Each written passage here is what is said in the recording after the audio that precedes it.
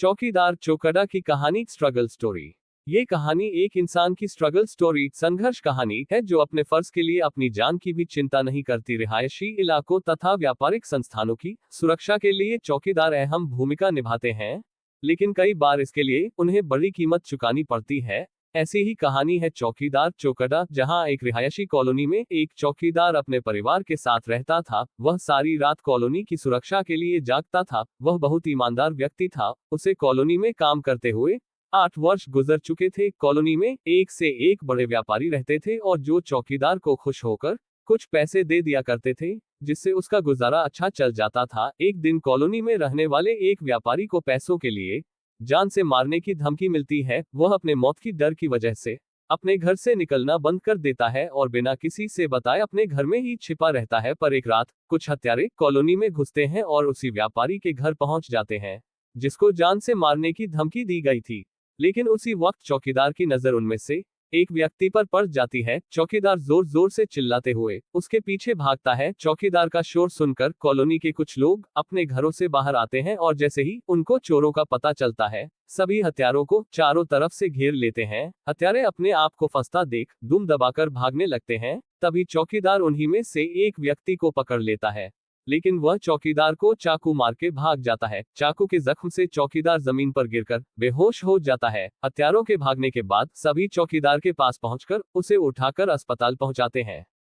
चौकीदार ने जिस व्यापारी की जान बचाई थी, वह व्यापारी चौकीदार की बहादुरी से बहुत प्रसन्न होता है और उसे इनाम देता है। घटना का रुख बड़ा होते देख पुलिस भी अस्पताल पहुंच जाती है और चौकीदार का बयान लेने लगती है।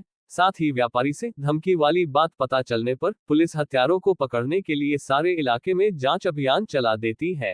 हत्यारे अपनी साजिश में नाकाम हो चुके थे। अब वह चौकीदार को अपने रास्ते से हटाना चाहते थे, क्योंकि वह समझ चुके थे कि चौकीदार के रहते हुए वह उस व्यापारी की हत्या नहीं कर सकते। वह पूरी योजना बनाकर एक रात का चौकीदार के घर में घुसकर उसका बेटा अगवा कर लेते हैं, जो कि सिर्फ 5 वर्ष का ही था। सुबह होते ही चौकीदार की पत्नी रोते हुए चौकीदार के पास पहुंचती है और अपने बच्चे के अगवा होने की बात कहती है। चौकीदार शरीर के घाव भी नहीं भरे थे और दिल का एक और जख्म मिल चुका था। चौकीदार दुखी हो जाता है और रोने लगता है। तभी चौकीदार के मोबाइल पर हत्यारों का फोन आता है और वो उसे धमकी देते हुए कहते हैं कि यदि अपने बच्चे की जान बचाना चाहते हो तो आज रात हमारे आने पर कोई प्रतिक्रिया मत देना, चुपचाप अपनी जगह पर सोते रहना, वरना बहुत बुरा होगा। इतना कहते ही हत्यारे फोन काट देते हैं। चौकीदार अपने बच्चे की जान का खतरा होने की वजह से बात सभी से छुपा लेता है और उसी रात हत्यारे दोबारा व्यापारी की हत्या करने के लिए कॉलोनी में दाखिल होते हैं, लेकिन इस बार उन्हें चौकीदार के बच्चे को अगवा करके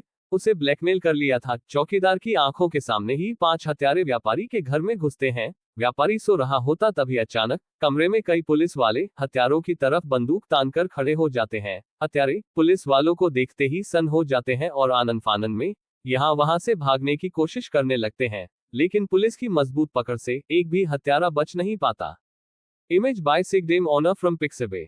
सभी को गिरफ्तार कर लिया जाता है। हत्यारे चौकीदार को धमकी देते हुए कहते हैं कि तुम्हारे बच्चे की जान अब नहीं बच सकती है, लेकिन चौकीदार मुस्कुराते हुए कहता है कि तुम अपने ठिकाने पर फोन लगाकर पता कर लो तुम्हारे लोगों का क्या हाल हुआ। और जब हत्यारा अपने एक साथी को फोन लगाता है तो पता चलता है कि पुलिस ने उनके ठिकानों पर छापा मारा और बच्चे को उनकी गिरफ्त से छुड़ा लिया और साथ ही उनके बाकी साथियों को भी गिरफ्तार किया जा चुका है। दरअसल चौकीदार ने पुलिस वालों को अपने बच्चे के अगवा होने की खबर पहले ही कर दी थी और उसी ने हिम्मत करते हुए सारी योजना के तहत हत्यारों को गिरफ्तार करवाया था। चौकीदार की हिम्मत और बहादुरी के लिए कॉलोनी वाले उसे सम्मानित करते हैं और पुलिस की तरफ से चौकीदार को उच्च नागरिक सम्मान प्रदान किया जाता है।